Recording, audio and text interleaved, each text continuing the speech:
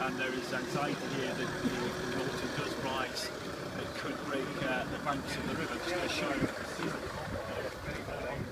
A lot of people gathering today to protest against the lack of dredging that they say hasn't occurred here on the rivers of this part of the world.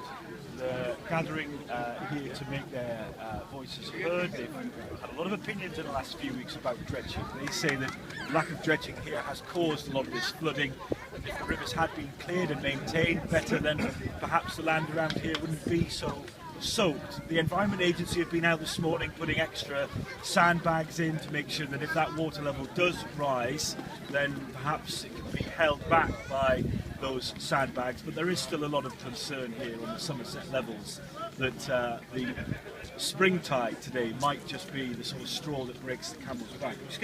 I've just been chatting to James Winslade here, a local farmer. We've been talking over the last few days, James, the situation that you're all in here over the last month, but this spring tide is more concerning than the usual tide. Yeah, well, it's coming up higher. It topped its banks yesterday, which is sort of topping up the waters. We've got all these pumps here, and they were gaining, and now we're right back to square one again. It's all around my house. It's flooded back through my parents' house. We've got 550 cattle on a tiny little island, 95% of the farm underwater, and it has been since January the 1st. And you know, there isn't any need for it really, because of the EA's own study after last year's flood showed that if the rivers were dredged, we would have less water on the moors. Instead of 6 months of water on Currymore, it would have been 3 weeks. Instead of 18 weeks on the A361 here being shut, it would have been 3 days.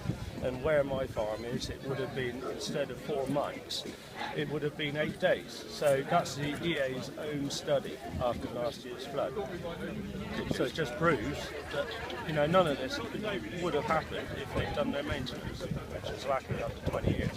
James, thanks for your time. This is James Winslade, who's a local farmer here. So high tide around now, water level is rising, but people will just have to wait to see in the next half an hour, whether the water will stay in the river or whether it will spill over into the streets, homes and businesses.